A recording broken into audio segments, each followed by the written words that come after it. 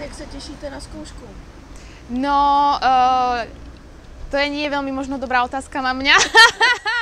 Ale nie, ja už som tu pol roka strašne rada chodila a strašne rada to tu aj opustím potom pol roku. A začnem šoferovať sama, takže... Čeho se na té zkoušce nejvíc bojíte?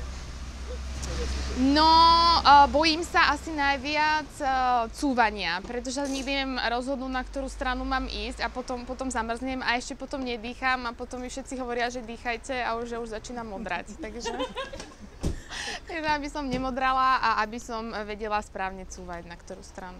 Tak mám točiť. Ať víte, kam couváte a šťastnou jízdu. Ďakujem.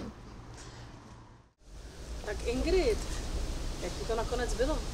Úžasné, ja som taká šťastná a hlavne proste moja najväčšia, ale aj druhá moja najväčšia parťačka, že sme to spoločne dokázali. Ja tomu stále nemôžem uveriť. A byla to úžasná jízda?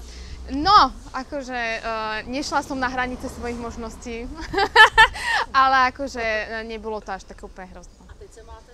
Teraz sa mám báječne. Každému by som dopriala tento pocit. Gratulujem. Áno, ďakujem.